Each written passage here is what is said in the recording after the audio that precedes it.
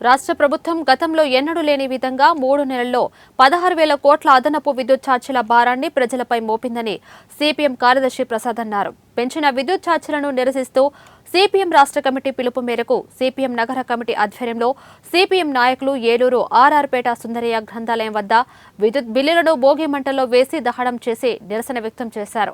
పెంచిన విద్యుత్ ఛార్జీలను రద్దు చేయాలని, విద్యుత్ స్మార్ట్ మీటర్ల బిగింపు ఆపాలంటూ నినాదాలు చేశారు. రాష్ట్ర ప్రభుత్వం విద్యుత్ ఛార్జీలు పెంచుతున్నామని చెప్పకుండా దొడ్డిదారిన ట్రూ యాప్ ఛార్జీల భారం వేసిందని విమర్శించారు. పండుగ సందర్భంగా భోగి మంటల్లో విద్యుత్ బిల్లుల దహన కార్యక్రమం నిర్వహిస్తా ఉన్నాం. మరి చంద్రబాబు నాయుడు గారు అధికారంలోకి వచ్చిన ఈ 8 నెలల కాలంలోనే కరెంట్ ఛార్జీలు పెంచుతూ డ్రోప్ ఛార్జీల పేరుతో వేల కోట్ల రూపాయల భారాల్ని ప్రజల మీద మోపారు. దీన్ని సిపిఎం పార్టీకి మేము తీవ్రంగా ఖండిస్తున్నాం.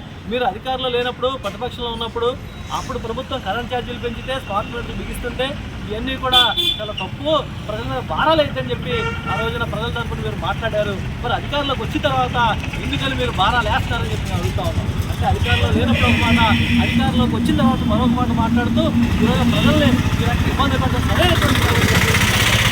అలాగే స్మార్ట్ మీటర్లని జగన్మోహన్ రెడ్డి ప్రభుత్వంలో ఉండగా ఇస్తా ఉంటే స్మార్ట్ మీటర్లని వ్యతిరేకించండి, బట్టలు కొట్టని చెప్పి ఆ రోజున లోకేష్ గారు పిలుపునిచ్చారు. మరి మీరు వచ్చిన మళ్ళీ అదే స్మార్ట్ మీటర్లు ఎందుకంటే మీరు బిగించేటువంటి పని చేస్తారు అంటే అధికారంలోకి వచ్చారు కాబట్టి ఈ రకంగా ప్రజలు సహించం.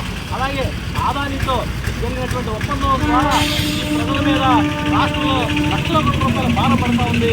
అంతేకాదు ఆ ఒప్పందంలో ఆ రోజున ప్రభుత్వం ముఖ్యమంత్రిగా ఉన్నటువంటి జగన్మోహన్ రెడ్డి వేల కోట్ల రూపాయలు లంచం తీసుకున్నాడని కూడా అమెరికా మీడియా బహిర్గతం చేస్తుంది. మన ఒప్పందాలు ఎందుకు